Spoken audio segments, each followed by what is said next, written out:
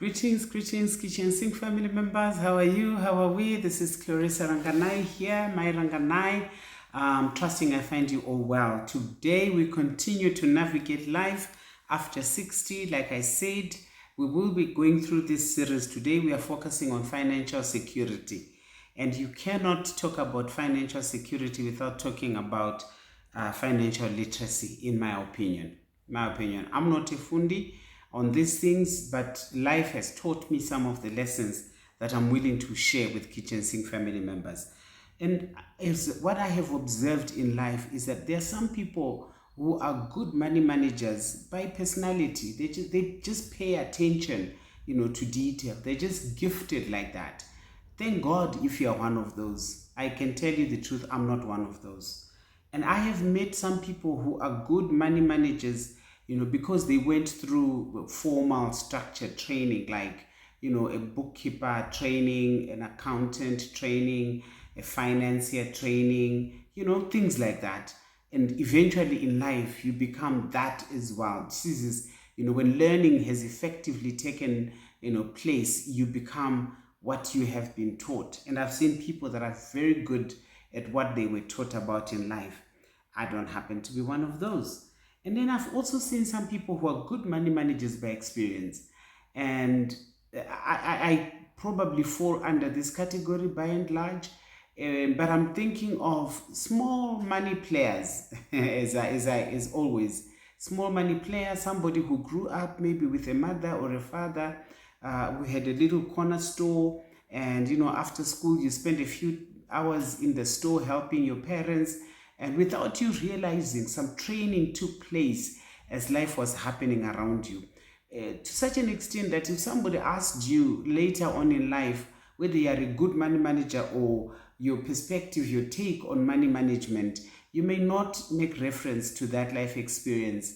But I have seen that there are many of us who fall into this category as we are growing up, and do not despise the hope of humble beginnings, because that will actually might have shaped your attitude towards money, your money management skills. And that's why you find that sometimes somebody is holding a very menial job throughout their life, but because of life experiences around money, they grew up with a healthy money environment of saving, adhering to budget. They may not even call it budget, but they call it maybe plan. I have a plan to do this, I have a plan to do that. And they stick to their plan. And as they stick to their plan, they start achieving their little goals. And with life, those little goals grow into bigger goals. I've seen people, and I'm sure you've seen people in your life, in your area, who according to you, they cannot deserve to have certain things or to be certain at a certain place, a certain station of success in life around issues of money. I'm not talking about owning, a jet or owning a mansion, no, but they have such a good life at what their level is, and are able to maintain and sustain life comfortably at their life station without much problems. I've seen that a lot. And I love to talk to you and I, because to people like that, because that represents me by and large in life. So for those of us who are literate, financial literacy is crucial. It is very, very crucial. Even if you started life from the one that I'm saying, you become a good money manager by experience because you grew up under, a family little business, you grew up. Financial literacy is important to understand some of the core components that make financial literacy. So what is financial literacy? It is the foundation for making informed money decisions throughout your life. And it would be good if that is how you lived life throughout, thus far. If not, here are some of the components to consider. Like I said, starting at 60 might be considered very late, but better late than never. So if you haven't done this in your life, this could be the next course that you could take about financial literacy. Of course, when they are now training you, they'll talk of words like budgeting, money management. Those might come across as big words, but in essence, all that you want to do, at your age is to know that I have a plan, and my plan requires money. And because my plan requires money, it means I also need money over and above the plan that I need. That plan needs money. So because I need money, now you have to ask your question, where am I going to find that money? What is going to be the source of the money that I'm going to use to achieve my plan that I have? Sorry about that. And once you are in that territory, to need money, to find a source or something that is going to give you money, that becomes your income, isn't it?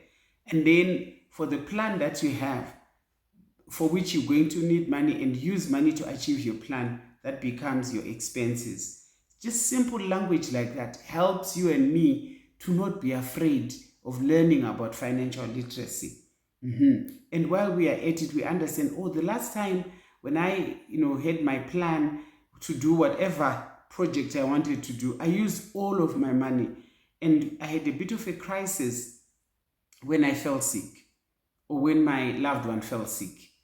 We didn't have money to run around with the errands around that sickness.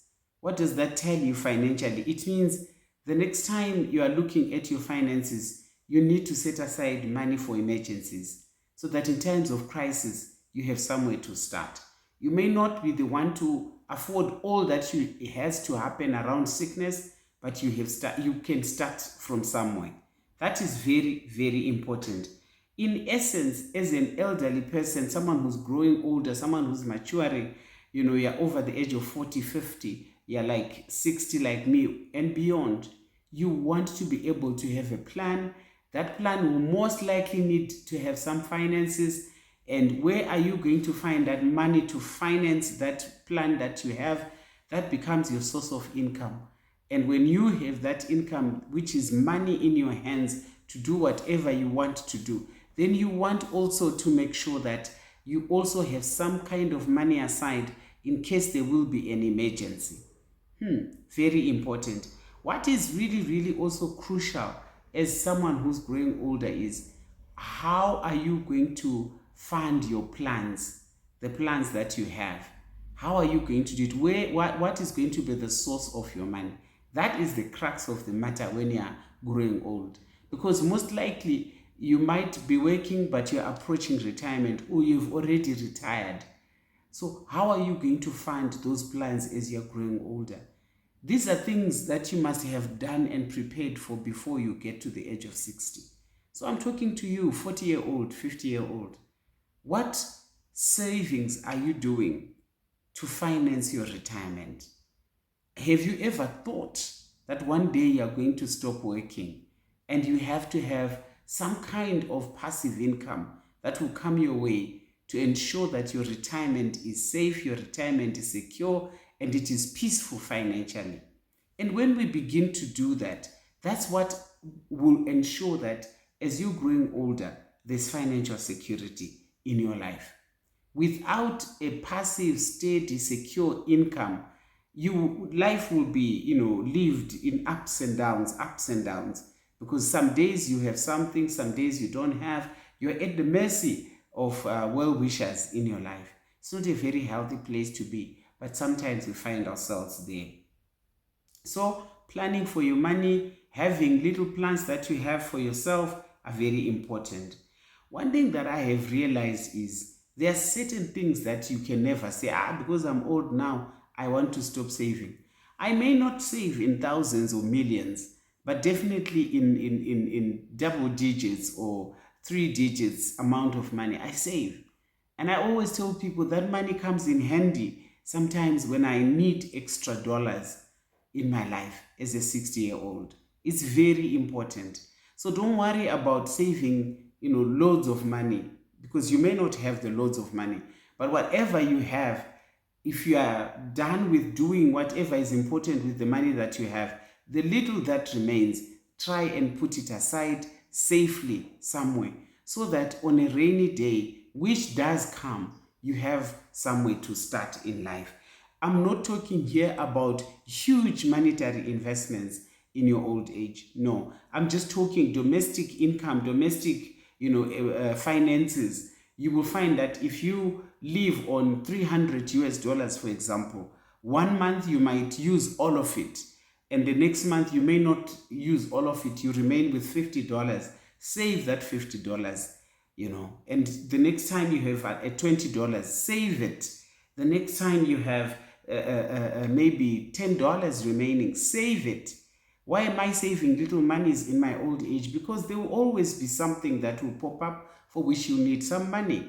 And even if you plan to pleasure yourself, going out, traveling, you need little extra money around yourself, so that even old age, your twilight experience becomes something of a dream to you, because you saved up those little dollars, and you can experience life at its best even in your old age. So saving should never stop. But I'm not talking about, I'm hoping that we have accommodation, shelter is secure for us. I'm hoping food is guaranteed. Either we have saved, we have a model, our model for retirement is such that there's money to buy food. If there's no money to buy food, it's such that you're growing your own food. If you're not growing your own food, it's such that you are at a place where you are receiving some kind of food in your life. I'm hoping that as we get to the age of 60, you have clothes, and you have an assurance of clothing and warmth and covering yourself. You have warm blankets, you have warm jerseys to keep you, because our thermostat, the machine that controls temperature in us, is also not as steady as it has always been. You find sometimes you're very, very cold, sometimes you're very, very hot. And so you want to ensure that you have clothing that is relevant to how you are feeling at any given time. I always say to people, I understand now why when people are marrying off their daughters, they require majazi, big jackets, is because we do feel cold at this age. So it's important that the matters of shelter, matters of clothing, matters of food are safe and secure for you at this age. Very, very important. If you grew up as somebody who was, you find yourself just taking, things on credit, and you are not afraid of debt, you can't continue to be like that. Some of these things you have to cap them. I always remember a pastor who taught us that you have to put a cap on your life, thus far and no more, and begin to manage life around that which you are comfortable with. Because if you buy, impulsive buying, you are still wanting to buy this, to buy that, your old age will be stressful. Stressful to you, stressful to those who may actually be willing to help you with your old age experience. As long as you continue to have a huge appetite for things, for sometimes experiences beyond what you can afford, you will stress yourself, you will stress those around you. Rest assured. Very important. Last video, we're talking about health and wellness, and we talked about issues of medical aid. Not just do you need medical aid or medical insurance, you also need motor vehicle insurance if you have a car. You also need to ensure that there's some kind of plan around how to service your vehicle, how to make sure that what you have is maintained, even the home that you live in, just to make sure that you continually are updating what needs to be updated, what needs to be serviced, what needs to be maintained. Everything is up to speed. It just will not happen. We need to plan for it. Very important. That's why you find other races or other cultures, they find it easy to reduce their lifestyle in terms of accommodation, in terms of motor vehicles, in terms of some of these amenities. When you can, while you're still working, you can live in a grand, house and drive biggest cars on the market.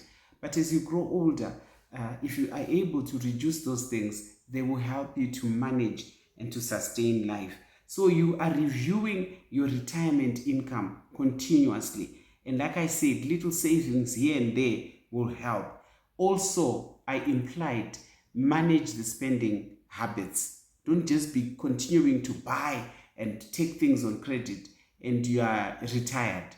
There's not going to be, someone who's going to give you money to clear those debts. So please, please, please, dear friends, let's manage those things.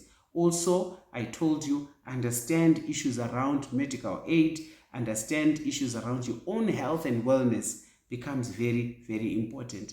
And as I said, that other cultures can reduce their homes if they were living in a grand, house in their heydays. As they are growing older, they could reduce into a gated community where the houses are, yes, it might still be a 3-bedroom to a 4-bedroom, but it is built in such a way that it's a house that is useful and it's not difficult for you to service and to maintain. Very important. And also to be able to do a bit of estate planning. There's no harm in planning for your estate, ensuring that the documents are updated and they're easily accessible. There is no need for your children when you are gone, for my children when I'm gone, to suffer having to go through a lot of trash to find important documents. Ensure that they are up to date and ensure that they're easily accessible. And then also be on the lookout for financial scams. And people really target us, the elderly people, with sweet words, with complicated expressions. You think, I've found somebody who can help me. You are good enough to determine what you need in life. If you are not sure, ask someone that you trust, to make sure that what it is that you are being offered is something that is worth your while. We are struggling with my husband right now. We're trying to do away with belonging to a Wi-Fi service provider on a contract basis and opting to, on the go, I don't know how they describe it, on the go type of arrangement where when we are able to, we will, buy our Wi-Fi bundles and we are good to go. And if we are not able to afford it, we'll just get on with life like that, so that we release ourselves from complicated contracts that obligate us to pay something, whether we use the Wi-Fi or not. So it's important for us to look out for that. And where possible, if you have some people in your life, they could be your own children, could be a grandchild, could be a relative, a nephew, a niece, who can help you look at your finances if they are big enough to need that. Otherwise, just having a conversation with other ladies from your church group or from your neighborhood group, people will actually give you a bit of wisdom around what you can do and who you can become. Ladies and gentlemen, let's grow old gracefully, and let's do that ensuring that our finances are secure and we ourselves are living life securely even in our old age. Very, very important. Thank you so much for coming on board. Thank you for watching. Please always watch to the end. And thank you for liking, for sharing, for commenting. If I've left any, and I'm not talking as a specialist, if I've left anything of importance, let's include that in our comments. Share your own life experiences. That is very important. How are you planning for your retirement financially? How are you going to finance your retirement, when you're no longer going to work? How are you going to do it? How are other people doing it? I'm sharing with what we can do, ensuring that when you grow old, you are in a place where you definitely are receiving some kind of income. I always tell you, mine is not complicated. We made sure that we have a rural land in Goromonzi. Goromonzi is an outlier rural near Harare where we live, and we are trusting God that we're going to be planting, we're going to be harvesting for our food and our livelihood. It can be done. What are you doing about your retirement? How are you going to sustain? How are you going to maintain? How are you going to live during your twilight years? Please share those experiences. Thank you.